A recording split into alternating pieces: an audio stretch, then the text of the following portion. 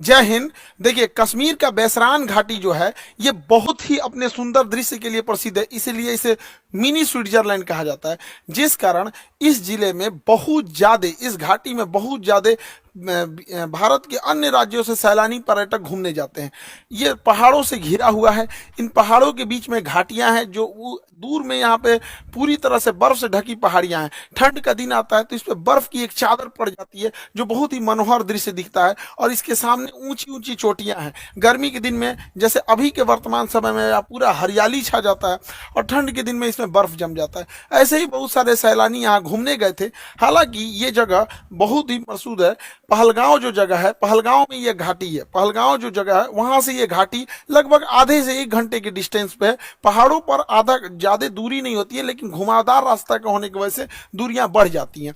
तो यहीं पर जब अमरनाथ की यात्रा शुरू होती है, अभी 2 जुलाई से अमरनाथ की यात्रा शुरू होने वाली है, तो इस पहलगांव को एक बेस कैंप के रूप में यूज किया जाता है। जो श्रद्धालु हैं वो श्रद्धालु वहीं है जो बेस कैंप के रूप में रुकते हैं, ताकि बाबा अमरनाथ की दर्शन कर सके। यहीं पर बहुत सारे इस बार पर्यटक रुके हुए थे। सब पहलगांव से थोड़ी दूरी पर है। पहलगांव से ये आपका बैसरैन घाटी ये बहुत ही प्रसिद्ध है, लेकिन इसी पे कुछ आतंकवादी आए और उनको मार दिए सब, और इतने निर्मम तरीके से हत्या किए सब। इन आतंकवादियों ने, पाकिस्तान के जन्माए इन आतंकवादियों ने भारत पर हमला किया, क्योंकि इनके बाप की औकात नहीं है कि भारतीय सेना के पास आके लड़ सके। तुम्हारे अब्बा जो थे ना, 93,000 फौज हारे थे, साले तुम्हारे बाप भी उसमें शामिल होंगे। 1971 पूछना अपने बाप से जाके। यहाँ पे इन लोगों ने निहत्थे लोगों पे मारा। ये दिखाता है कि कितने कायर पैदा होते हैं सब। हमारे यहाँ तो कहा जाता है माँ का दूध पियो तो सामने से आके लड़ो। तुम्हारे ही कहते हैं यहाँ पे एक निहत्था, कोई किसी की शादी हुई है,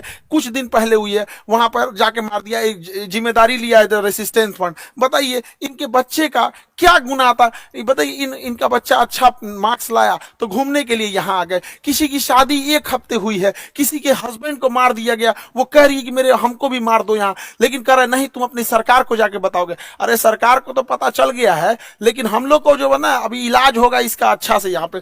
बताइए इस महिला के साथ इसके बच्चे को मार दिया गया। जब इंडियन आर्मी पहुंची तो फौज के ड्रेस में आतंकवादी थे सब। ये महिला समझ नहीं पाई, फौज को देख के रोने लगी। इनको लगा कि ये भी कहीं आतंकवादी तो नहीं है, तो उन लोगों ने बताया कि हम इंडियन आर्मी से आपकी मदद करने के लिए आए हैं। अरे कायर हो, एक तो तुम निहत्थे पे हमला करते हो, उसके बाद से तुम इंडियन आर्मी का ड्रेस पहन लेते हो। यही ना तुम लोग की कायरपन है। खैर, पड़ोसी की औलाद हो लोग साले, तुम लोग की तो इतनी औकात नहीं जो इंडियन आर्मी से लड़ सको। लड़े तो थे, एक बार यही हुआ था। हालांकि हम लोगों ने अभी ऑपरेशन टिक्का प्रारंभ किया है, रेस्क्यू ऑपरेशन चल रहा है, कुछ आतंकवादी मार दिए भी गए हैं, अभी आगे भी कार्रवाई चल रही है। लेकिन इससे क्या होने वाला? अभी मोदी जी सऊदी अरब के दौरे पे थे, तब तक ये घटना हुई, तो सऊदी अरब के दौरे को बीच में ही कैंसिल करके आए और एक सर्वदलीय मीटिंग भी बुला रहे हैं, जिसपे कि पूरी तरह से निर्णय लिया जाएगा कि इसका क्या फाइनल इलाज किया जाएगा। लेकिन इस चीज को समझिए कि इसके पीछे हाथ किसका किसका हो सकता है।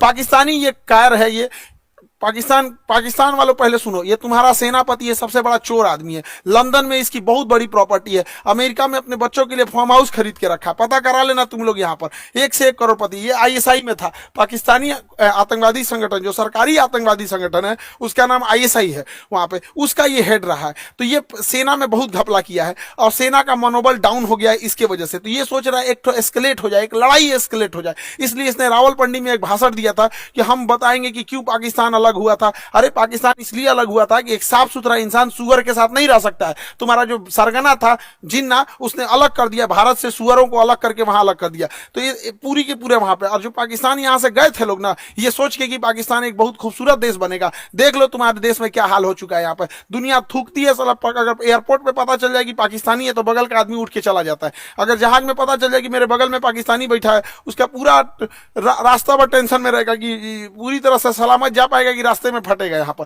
तो ये चाहता है कि अपनी सेना में थोड़ा सा मनोबल बढ़ाने के लिए युद्ध हो जाए। दूसरा, पाकिस्तान में इसने क्या किया, इमरान खान को गिरफ्तार करा दिया। इमरान खान पहले क्रिकेटर थे, पूरी दुनिया घूमे थे, पाकिस्तान के अन्य प्रधानमंत्रियों की तुलना में ज्यादा सोच समझ रखने वाला था, तो इसको जेल में भेजवा दिया, मेरे चचवा को। अभी यहाँ पे गृह युद्ध हो गया। तो आसिम मुनीर का यही सोचना है कि अगर भारत से थोड़ी बड़ी भी लड़ाई हो जाती है तो सेना ये अपना बन बजा लेगा कि देखो हम हैं तो पाकिस्तान को बचा के रखे हुए, वैसे भी पाकिस्तान मरे करेगा, बकरी की अम्मा कब तक खैर मनाएगी। यार दूसरा एक और चीज है क्या है कि इंडिया चाइना और अमेरिका के बीच में जो ट्रेड वार हुआ है, तो चाइना के ऊपर 245% लगा दिया गया है टेरिफ, जिस वजह से बहुत सारे व्यापारी अब इंडिया की ओर मूव करेंगे। तो चाइना की भी चाल है, वो पाकिस्तान के थ्रू भारत में हमला करा रहा है ताकि बड़े व्यापारी इंडिया में इस मौके को ना देख सके, क्योंकि जो बहुत बड़े व्यापारी होते हैं ना, जो करोड़ों करोड़ में डील करते हैं, 200 करोड़ 400 करोड़, तो वो देखते हैं किस देश में शांति है। इसलिए देखिएगा, सिंगापुर देखिए, दुबई देखिए, कोरिया देखिए, जापान देखिए, यहाँ हमेशा शांति रहता है, तो वैसे ही देखते हैं। तो चाइना को लगता है कि इसका फायदा कहीं इंडिया ना उठा ले, इसलिए जानबूझ के चाइना पाकिस्तान को उकसा रहा है। और देखिए, जब कोई इंसान भिखमंगा हो जाता है, पूरी तरह कंगाल हो जाता है, अपनी इज्जत खत्म हो जाती है, तो दूसरे को डुबाने में लग जाता है। यही काम पाकिस्तान कर रहा है। ये आतंकवादी आए और वहां पर्यटकों के ऊपर गोली चलाने लगे। आतंकवादियों के मंसूबे को समझिए, गोली मारे हैं उनके मंसूबा को समझिए। गोली मारने के बाद महिला को कहती है कि हमें भी मार दो, तो कहता है कि नहीं, तुम्हें नहीं मारेंगे, तुम जाके अपनी सरकार को बताना। मतलब इन्हें पता है कि ये सरकार को बात बताया जाएगा। दूसरी बात, जाति धर्म पूछा गया, हिंदू हो कि नहीं, कलमा पढ़ो। और उसके बाद कोई लोग कह रहे हैं कि आतंकवादी का धर्म नहीं होता है। कलमा कौन धर्म का आदमी पढ़ाता है जी? हाँ, इतनों में आंख नहीं खुल रहा है। यहाँ पे एकदम शर्म लिहाज घोल के पी गए हैं, किसी के सामने निहत्थे को मार दिए हैं। इससे कश्मीर में जो सबसे बड़ी समस्या आएगी, हम लोगों को जब धारा 370 हटा था तो 5 साल लग गए ये चीजों को नॉर्मल पटरी पे लाते हुए, उसको 5 मिनट में सब रौंद के चला गया। साहब कौन पर्यटक वहां जाएगा? पर्यटक जिनके पास ज्यादा पैसे होते हैं वही लोग। गरीब आदमी का मतलब पर्यटन मतलब कौन सी होता है? ननिहाल चल जाता है, पर्यटन मतलब हो गया नानी के घर घूम लिया, हो गया पर्यटन हो गया है। लेकिन ये लोग जो जा रहे थे भारत के अन्य हिस्सों से, अभी उन पे क्या बीतेगी? पूरा मनोबल तोड़ के रख दिया। ये सब अपने मंसूबे में कामयाब हो रहे हैं। इससे क्या होगा बताइए? पहलगांव में ना कोई फैक्ट्री है, ना कोई इंडस्ट्रीज है, कुछ है ही नहीं है, पर्यटन से ही इनकम होता है। तो इन लोग की इनकम डूबेगी, जब इनकम डूबेगी गरीबी आएगी, अनएम्प्लॉयमेंट बढ़ेगा। और यही पाकिस्तान चाहता है कि कश्मीर में भयानक गरीबी आए, क्योंकि जब गरीबी आ जाती है, इंसान के पास एकदम गरीबी आ जाएगी, तो फिर इंसान देखता है कि हमारा पेट कैसे भरेगा। अब यही पाकिस्तानी उन्हें हथियार थमाते हैं सब। तो एक और वो दिखाते हैं सब, देखो कश्मीरी तुम्हारे साथ है। आज कश्मीर वाले देखो तुम्हारे साथ कौन खड़ा है, अपने आप से पूछ के देखो ना कश्मीर वालों, कि अगर पाकिस्तान हमारे कश्मीर के पीछे नहीं पड़ा रहता, तो आज जिस तरह गोवा डेवलप है, आज जिस तरह सिंगापुर डेवलप है, ठीक उसी तरह से जम्मू कश्मीर भी डेवलप रहता। तो जम्मू कश्मीर के लोगों तुम्हारे लिए सबसे ज्यादा खतरनाक है तो ये पाकिस्तानी है। और बिना लोकल के सपोर्ट के, बिना लोकल के चढ़ावे पे इतना बड़ा तो कोई हमला नहीं कर सकता है। तो खुफिया एजेंसी को भी इन लोकलों को भी खोजना पड़ेगा, वहां पे कौन कौन साथ दिया, क्योंकि वहीं कोई ना कोई होगा जो इतने बड़े घटना को, साजिश को, उन आतंकवादियों को ये रास्ता दिखाया होगा। वहां के लोकल लोगों की तो नौकरी चली गई, सब कुछ गया। अरे तुम्हारी नौकरी गई, इधर लोगों की जान चल गई। नौकरी बड़ा होता है कि जान बड़ा होता है जी? किसी भी इंसान का, परिवार का कोई सदस्य चला गया, लेकिन ओवरऑल एक देश की क्षति हो रही है। पूरी दुनिया इस पे क्या करेगी? दुनिया को क्या करना है वो तो देखेगी कि भारत एक अनस्टेबल है। कश्मीर के मुद्दा को दोबारा वो पाकिस्तान ऊपर की ओर बढ़ा रहा है। अभी भारत सरकार को इस पे सख्त एक्शन लेना चाहिए। पाकिस्तानी जो भारत में इलाज कराने आ रहे हैं, सबका वीजा रद्द कर देना चाहिए। भारत सरकार ने सार्क का वीजा रद्द किया है, जो बिजनेस के लिए आते हैं। कोई भी पाकिस्तानी को, चाहे हार्ट ट्रांसप्लांट हो, चाहे किडनी ट्रांसप्लांट हो, इंडिया में आने ही नहीं देना चाहिए, क्योंकि इंडिया में इलाज बहुत सस्ता होता है। आते हैं चेन्नई, आते हैं मुंबई, दिल्ली, इलाज करा के चले जाते हैं। बाहर में जाओ, सोच रहे तो नहीं, मरो वहीं पे जहां जाना है तुमको। एकदम कोई वीजा उजा, कोई इंसानियत मरौवत नहीं करना चाहिए। यहाँ पे एयर स्पेस तो हम लोग का बंद ही है, पाकिस्तान का एयर स्पेस की वजह से पाकिस्तान को बहुत घाटा लग रहा है। लेकिन भिखमंगों को क्या चाहिए? जीने के लिए तो कैसे भी जी लेंगे। सिंधु जल समझौता 1960 के तहत हम लोग सिंधु नदी तंत्र के 80% जल छोड़ देते थे। भारत ने अभी इस समझौते को सस्पेंड किया है। सस्पेंड करने से फायदा यह है कि हम लोग कभी जब मन तब सस्पेंड कर देंगे, जब भी इस तरह की घटना होगी। लेकिन सिंधु जल समझौते को सस्पेंड कर देना कोई इलाज नहीं है, क्योंकि इसके पानी को हम डाइवर्ट करके लेके कहां जाएंगे? इसके लिए हमें नया बांध बनाने की जरूरत है। तो बहुत सारे बांध, जब तक ये समझौता सस्पेंड है, बांध बना देना चाहिए और पाकिस्तान के पूरे पानी को रोक लेना चाहिए। और गर्मी के दिन में पूरा पानी रोक ले, और जब बरसात का समय आएगा तो पाकिस्तान तब तक तो गर्मी में पूरा जल चुका रहेगा। बरसात के समय आएगा जब पूरा लबालब होगा, तो बांध खोल दे, एक सुखा के मारो, फिर दहवा के मार दो। यहाँ पे दोनों करना पड़ेगा। इंसानियत को लांग दिया है पाकिस्तान ने।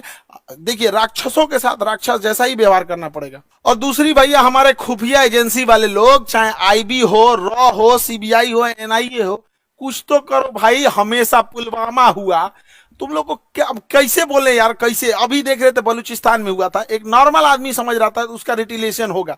ये क्या इंटेलिजेंस आता है हम लोग का? पुलवामा हो जाता है, संसद पर अटैक हो जाता है, ताज होटल पे हमला हो जाता है, अमृतसर पे हो जाता है, पठानकोट पे हो जाता है, क्या हो रहा है? उरी पे अटैक हो जाता है। अरे कभी तो पहले इंटेलिजेंस लाया जाए। हम मानते हैं कि इंटेलिजेंस बहुत लाते हैं आप लोग, लेकिन थोड़ा और एक्टिव होने की जरूरत है। मोसाद की तरह होना चाहिए, CIA की तरह होना चाहिए, चाइना की एजेंसी की तरह होना चाहिए। वहां और जरूरत है इस चीजों को। भारत सरकार को इस पे और संजीदगी से कदम उठाना चाहिए। और इस हमले के बाद केंद्र सरकार एक सर्जिकल स्ट्राइक करेगी। देखो, सर्जिकल स्ट्राइक जरूरी है, लेकिन सर्जिकल की स्ट्राइक कोई इलाज नहीं है। सर्जिकल स्ट्राइक हमेशा सेना करते रहती है। 50 गो आतंकवादी मार देंगे तो क्या भरपाई हो जाएगा? हमारे 28 मासूम लोग मारे गए, इसकी भरपाई 50 गो सैनिक। 50 गो मतलब क्या होता है? पाकिस्तानी एगो मिलकर 50 गो जन्म दे देगा। एगो पाकिस्तानी 4 गो बियाह करेगा, 1 2 3 4, 4 गो बियाह करेगा एगो पाकिस्तानी, एगो से 15 गो पैदा करेगा, 15 चौको 60, एगो से मिलकर 60 गो जन्मा देगा। जन्म लेने में क्या जाता है? सुअर भी एक साथ 16 को जन्म दे देता है। इन चोटों को क्या जाता है? आप क्या लगता है सर्जिकल स्ट्राइक से इलाज हो जाएगा? नहीं, सर्जिकल स्ट्राइक इनका इलाज नहीं, इनका ठोस इलाज करना पड़ेगा। 24 करोड़ लोग हैं पाकिस्तान में। जब 24 करोड़ को समझ में आएगा ना, तब ये होगा। इन सब भूखे प्यासे मार देना चाहिए, नेवल ब्लॉकेज करना चाहिए। पूरे भारत के लोगों से कहते हैं अपनी सरकार पर इस बात दबाव बनाया जाए, ये पाकिस्तान है, इसकी जो नौसेना यहाँ पर, इसकी जो नेवी है यहाँ पर, ये वाला समुद्र में, यहाँ नौसेना लगा के ब्लॉक कर दिया जाए। अगर हम नेवल ब्लॉकेज कर देते हैं तो इसकी पूरी सप्लाई लाइन कट जाएगी। पाकिस्तान कहीं से सप्लाई नहीं दे पाएगा नेवल ब्लॉकेज होने की वजह से। और पाकिस्तान के बाद जो पेट्रोलियम भंडार है बस 9 दिन का है, 9 दिन के बाद इसके पास पेट्रोलियम खत्म हो जाएगा। तो नेवल ब्लॉकेज लगने के कारण इसका पूरा पेट्रोलियम खत्म हो जाएगा और हम लोग कहीं ना कहीं ये लंबे समय तक ऊपर से यहाँ पे सिंधु जल समझौता सस्पेंड करके नीचे से नेवल ब्लॉकेज कर दे। और दूसरा क्या है कि आतंकवादियों को कहते हैं कि तुम लोग धर्म का नाम लेके यहाँ पे जो आतंकवादी घटना करते हो, यहाँ के रहने वाले लोगों को क्या होगा? और मुस्लिम समाज से कहते हैं कि एक अभी जो जुमा का दिन आ रहा है, फ्राइडे के दिन, वहां से भी यहाँ पे सारे लोगों को एक होने की जरूरत है। वरना हम लोग को या जो भी एक साधारण व्यक्ति है, इन चोट्टो पाकिस्तानियों की गुनाह का सजा सबको मिलने वाला है। लोग क्या किस नजर से देखेंगे हम लोगों को? क्या तरीका है यहाँ पर? तो हम लोगों को भी खड़े होने की जरूरत है। जब इजराइल में हुआ था, इजराइल में गाजा में जो हुआ था, छोटे बच्चे को मारा गया था, वो भी गलत था। यहाँ जो हुआ ये भी गलत है। उसके लिए खड़े हुए थे तो इसके लिए भी खड़े होना पड़ेगा यहाँ, तब देश होगा। वरना कितना बुरा कलंक पोत के चला गया है पाकिस्तान के। 2 लौंडे आए, सब यहाँ गोली चला के चले गए।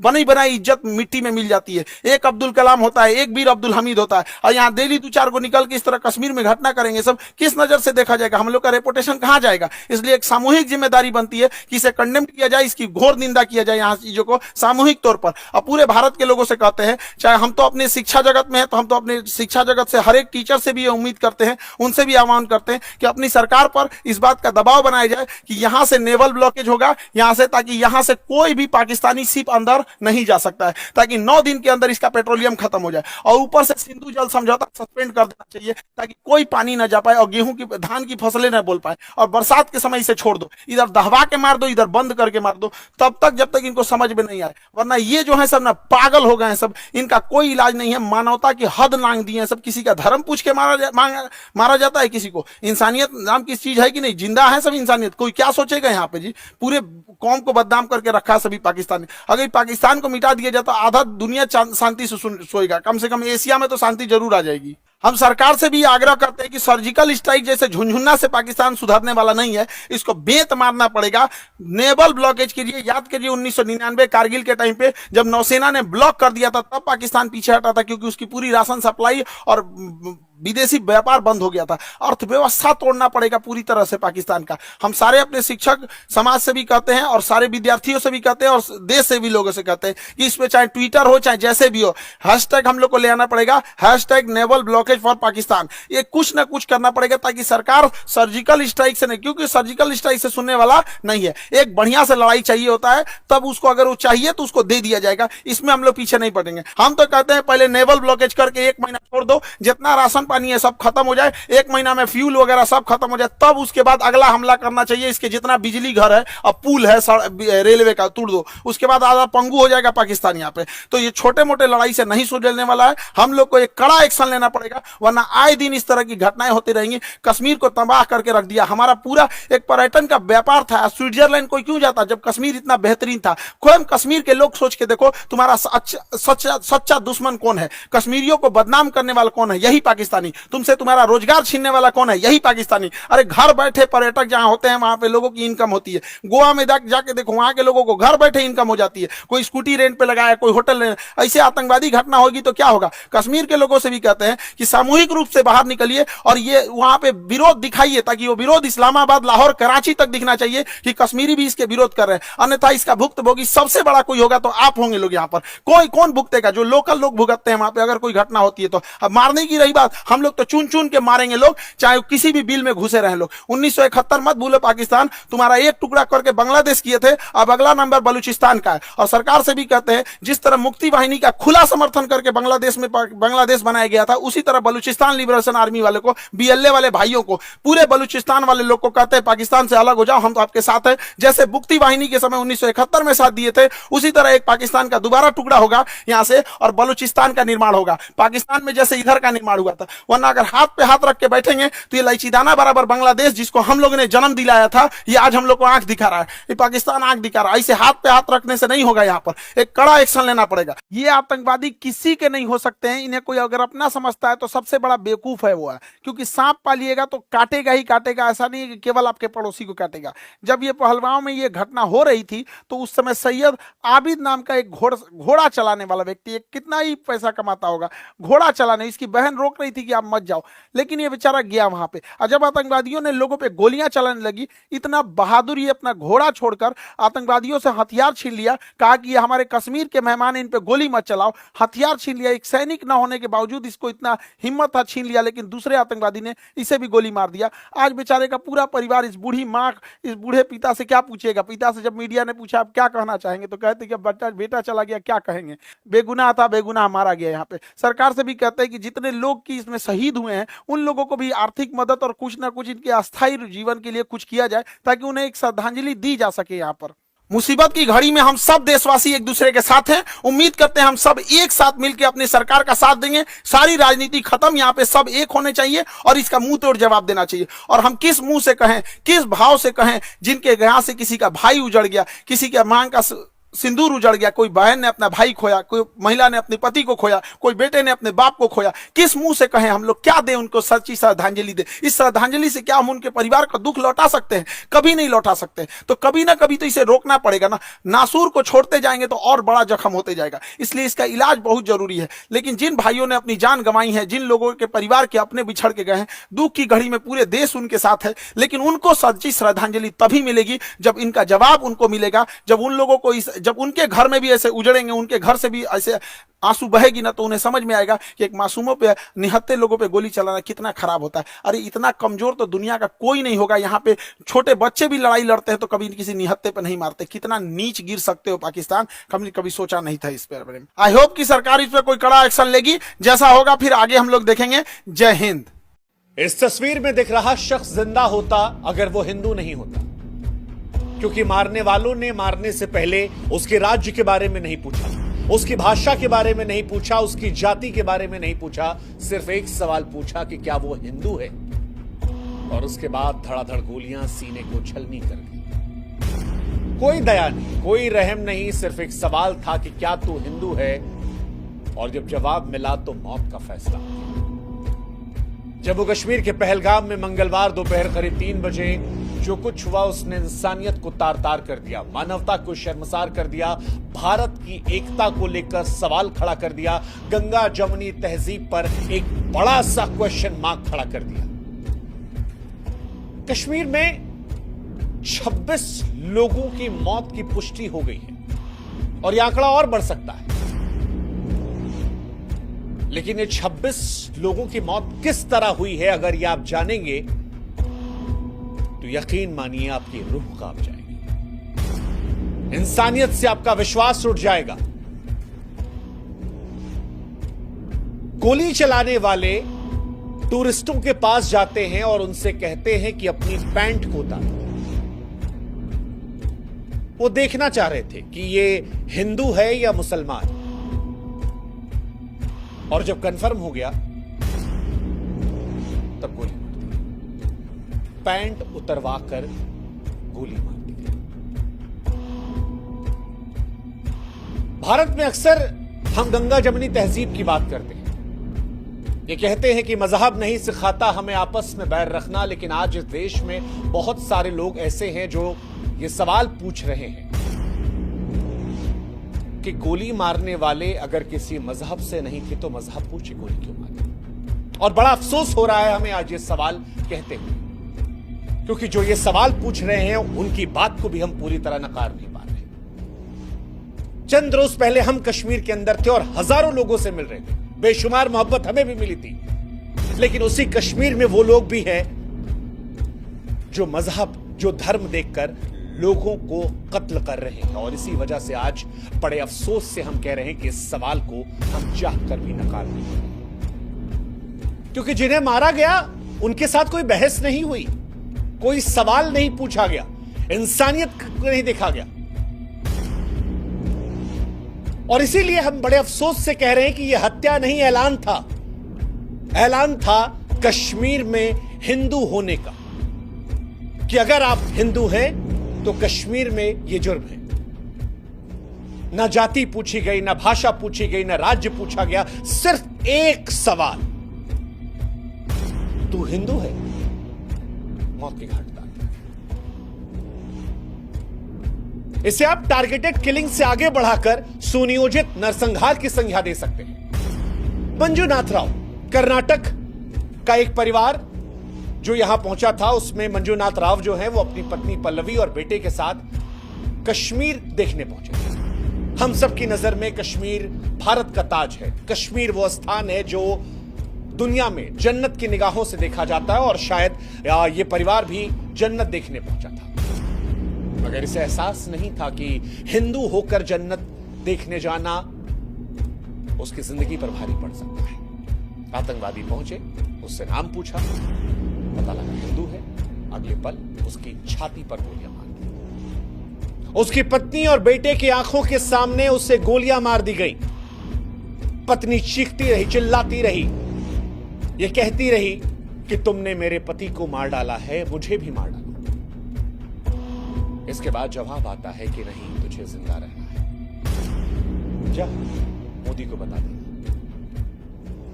शब्द नहीं मेरे पास, शब्द नहीं है, आत्मा चीत्कार कर रही है। हम इस देश में दिन रात संविधान की दुहाई देते हैं। संविधान कहता है कि हम सब एक हैं, बराबर हैं, मगर आतंकवादियों का संविधान वो कहता है कि हिंदू काफिर है, उसे सांस लेने का हक नहीं। वो कहता है कि अल्लाह का फरमान है कि हर काफिर खून बहा दो। बांग्लादेश से बंगाल और कश्मीर तक मारने वाले भी वही, मरने वाले भी वही, और ये बड़े अफसोस के साथ कहना पड़ रहा है, बड़े अफसोस के साथ कहना पड़ रहा है। ऐसा नहीं कि इस आतंकवादी घटना के जरिए इस देश के हर मुसलमान को हम निशाना बना रहे हैं, लेकिन आज इस घटना का जो विरोध नहीं करेगा, सवाल उस पर उठेगा, क्योंकि आज ये हत्या मजहब की वजह से हुई है। ये लोग जिंदा होते अगर ये हिंदू नहीं होते। और इसीलिए आज हम इस देश के मुसलमानों से भी कहेंगे कि आप भी आइए, हमारी आवाज मिलाइए और बताइए, कहिए चीख कर कि धर्म की वजह से जो हत्या की गई है, ये अल्लाह की इबादत नहीं हो सकती, ये मुसलमान नहीं हो सकता। कश्मीर की वादियां जो कभी फूलों की महक और शांति से महका करती थीं, अब हिंदुओं के लिए कसाई खाना बन गई हैं। कश्मीर में हिंदू होना मौत का फरमान है। एक नया जोड़ा शादी की खुशी, कश्मीर को जन्नत मांग कर आया, मैगी का स्वाद ले रहा था, भेलपुरी खा रहा था, लेकिन उसे क्या पता था कि उसके नाम की कब्र खुद जाएगी। और यह पहली बार नहीं है। द कश्मीर फाइल्स ने जब कश्मीरी पंडितों के घाव को कुरीदा था, तो उस फिल्म को इस्लामोफोबिक कहकर खारिज कर दिया गया था। कुछ तारीखों के हेरफेर को लेकर पूरी घटना को इंकार कर दिया गया था। लेकिन कश्मीर में आतंक का मजहबी खून इतिहास जानना जरूरी है, और आज वो इतिहास 1989 में टप्पू की हत्या, 1990 में रालेफ गालेफ और चालिफ का नारा, 2025 की ताजा लाशों की तस्वीरें। ऐसा लगता है कश्मीर में हिंदुओं के खून को बहाना रिवाज बन गया है। लश्कर से लेकर टीआरएफ, हिजबुल, सब ने सिर्फ और सिर्फ एक मजहब का खून पिया है, और वो है 1989 से ही कश्मीर हिंदुओं के लिए कब्रिस्तान बन गया है। जेकेएलएफ के बिट्टा कराटे ने 20 से 40 पंडितों को काटने पर गर्व किया। 1990 में सैकड़ों हिंदू मारे गए। लाखों हिंदू पंडित ऐसे थे जो अपनी जड़ें छोड़कर वहां चले गए। नदी मार्ग में 24 पंडितों का नरसंहार हुआ। बीके गंजू की चावल के डब्बे में हत्या हुई। और ये सारी कहानियां हम सबके सामने आई, लेकिन सेकुलर नौटंकी में उलझकर हमने इसे खारिज कर दिया। लेकिन क्या बदला? आज भी नाम पूछकर ठोका जा रहा है। 2022 में 150 पंडित कर्मचारी डरकर भाग गए थे। 2023 में संजय शर्मा मारे गए, और अब पहलगाम में पर्यटकों खत्म। अब नहीं तो कब कहेंगे कि यह नरसंहार नहीं है, यह हिंदुओं का सुनियोजित जनसंहार है। फरवरी 2019 के पुलवामा हमले में 47 जवान शहीद हुए थे, और उसके बाद यह अब तक का सबसे बड़ा घटनाक्रम है। आतंकवादियों ने एक बार फिर हिंदुओं को ही निशाना बनाया है, और यह संयोग नहीं, सुनियोजित साजिश है। दरअसल हिंदुओं का खून बहाना आतंकवादियों का शौक बन चुका है। न जाति, न भाषा, न राज्य, बस एक सवाल कि क्या तुम हिंदू हो? जवाब आया गोली। जिसने जवाब नहीं दिया उसकी पैंट उतार कर चेक कर लो। सवाल आज इस देश की सरकार से भी है। सवाल आज प्रधानमंत्री नरेंद्र मोदी और गृहमंत्री अमित शाह से भी है कि जब आप ये दावा करते हैं कि देश सुरक्षित हाथों में है, तो ये टारगेटेड हमले कैसे हो रहे हैं?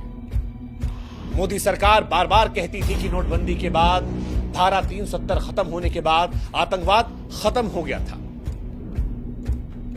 लेकिन पिछली बार जब डोनाल्ड ट्रंप आए तब दिल्ली जली। अब अमेरिका का उपराष्ट्रपति आया है तो कश्मीर में खून बह रहा है। क्या ये सब संयोग है?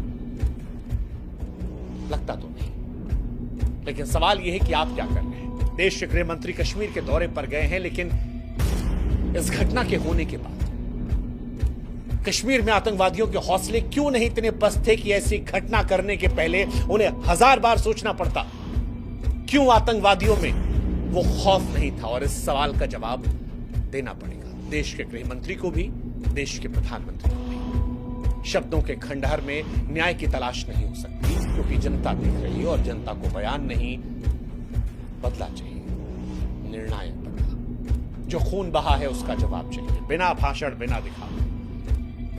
कश्मीर में अगर हिंदू होना गुनाह बन गया है तो फिर सरकार की खामोशी पर सवाल उठेगा, क्योंकि सरकार आपको यह जवाब देना पड़ेगा कि आप देश चला रहे हैं या लाशें गिन रहे हैं। और अगर मोदी सरकार के भी राज में हिंदू की पहचान उसकी मौत बन जाए तो फिर किस शांति की बीन बजाई जा रही है? सोचेगा। यह हमला लश्कर तैयबा के संगठन द रेजिस्टेंस फ्रंट द्वारा किया गया था। जम्मू कश्मीर के पुलवामा के बाद यह सबसे बड़ा हमला था जो मजहब के नाम पर हिंदुओं का खून बहा रहा था। इन सब के बीच हम सब खामोशी से देख रहे थे। सड़कों पर हिंदुओं का लहू बह रहा था। पहलगाम का जो हमला है वो रूह कपाने वाला है। लेकिन अब बहुत हुआ, और इस बात को खुलकर कहना होगा कि अब बस करो। अब निर्णायक लड़ाई लड़ो सरकार। और आप जो आज हमें सुन रहे हैं, जो चुप हैं वो भी दोषी हैं, जो डरते हैं बोलने से वो भी पहलगाम के इस खून में जिम्मेदार हैं। जो लोग आतंकवादियों की भाषा को विरोध समझते हैं, वक्त आ गया है कि उन्हें भी देशद्रोहियों की कोटी में डाला जाए। अब या तो बोलो, और या इस बात का एहसास रखो कि आपकी चुप्पी का बोझ आपके बच्चों की लाशों को उठाने पर भी मजबूर कर सकता है। कश्मीर सिर्फ हिंदू का नहीं बल्कि भारत का मुकुट है, और यह हमला भारत की अखंडता, भारत की एकता पर भी किया गया है। अब इस मुकुट पर खून के छींटे और बर्दाश्त नहीं होंगे। क्योंकि आतंकवाद एक ऐसा सांप है जो पूरी दुनिया को निगल जाएगा और उसे कुचलना जाना जरूरी है। और कश्मीर में मजहबी आतंकवाद का सच अब सारी दुनिया को स्वीकार करना होगा। यह लड़ाई केवल कश्मीर की नहीं है, केवल भारत की नहीं है, यह मानवता की जंग है। आतंकवादियों, उनके समर्थकों, सहानुभूति करने वालों को बेनकाब करना होगा। सरकार से खाना पूर्ति नहीं बल्कि कड़ी कार्रवाई की उम्मीद होगी। हर आतंकवादी को जड़ से उखाड़ना होगा। सरकार हर एक हिंदू का जो खून बहा, हर एक इंसान का जो खून बहा है कश्मीर में, उसका हिसाब लेना होगा। आप कश्मीर को जन्नत बनाने की तैयारी करो, लेकिन उससे पहले इस खूनी जहर को खत्म करो। देश की जनता चीख रही है, अब और खून नहीं, अब और आतंकवाद नहीं, अब और भारत की अखंडता, एकता पर हमला नहीं। आशा करते हैं कि इस घटना के बाद ऐसी घटना से हमें आपको रूबरू नहीं होना पड़ेगा, और अगर होना पड़ा तो इससे बड़ा दुर्भाग्य देश का नहीं होगा। आशा करते हैं कि जिनका खून बहा है उन्हें इंसाफ मिलेगा। आशा करते हैं कि 140 करोड़ भारतीय एक सुर में सुर लगाकर कहेंगे